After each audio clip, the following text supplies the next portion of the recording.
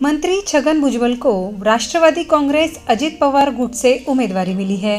वो कल अपने समर्थकों के साथ अपना नामांकन दाखिल करेंगे।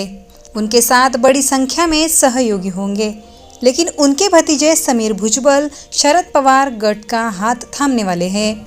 अब नासिक जिले में भी परिवार के सदस्य दो पार्टी में विभाजित होते नजर आएंगे। नांदगांव सीट से छगन भुजबल के बेटे पंकज भुजबल विधायक रह चुके हैं। अब दो सीट पर भुजबल परिवार चुनाव लड़ते हुए दिखाई दे सकते हैं। महाराष्ट्र में महायुति के घटक दलों के अधिकृत उम्मीदवार और मंत्री छगन भुजबल कल गुरुवार 24 अक्टूबर को सुबह 10 बजे येवला में अपनी उम्मीदवारी का आवेदन दाखिल करेंगे। इसे लेकर राष्ट्रवादी कांग्रेस पार्टी के प्रदेश उपाध्यक्ष और येवला लासलगांव विधानसभा निर्वाचन क्षेत्र के प्रचार प्रमुख अंबादास बनकर ने महायुति घटक दलों के नेताओं, पदाधिकारियों, कार्यकर्ताओं और चुनाव क्षेत्र के नागरिकों से बड़ी संख्या में उपस्थित रहने की अपील की है। मंत्री छगन भुजबल ने पिछले 20 वर्षों से येवला लासलगांव विधानसभा सीट का प्रतिनिधित्व किया है। इस अवधि में उन्होंने हजारों करोड़ रुपए की विकास परियोजनाओं को पूरा करके येवला निर्वाचन क्षेत्र का कायापलट किया। उनकी महत्वपूर्ण परियोजनाओं में जल संजीवनी देने वाली मांजरपाड़ा पुनेगांव, दरसवाड़ी डोंगरगांव नहर, छत्रपति शिवाजी की वीरता की कहानी बताने वाली शिव सृष्टि और डॉक्टर बाबा साहेब अम्बेडकर की चरण स्पर्श से पवित्र मुक्ति भूमि शामिल है।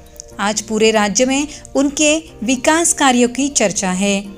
माना जा रहा है येवला लासलगांव विधानसभा निर्वाचन क्षेत्र के विकास के लिए यहाँ की जनता उनके साथ खड़ी है। इसलिए भुजबल 5वीं बार इस सीट से अपनी उम्मीदवारी का आवेदन दाखिल करने जा रहे हैं। वहीं राष्ट्रवादी कांग्रेस पार्टी एनसीपी अजित पवार गुट के सदस्य है। वे इस निर्वाचन क्षेत्र के वर्तमान विधायक भी है।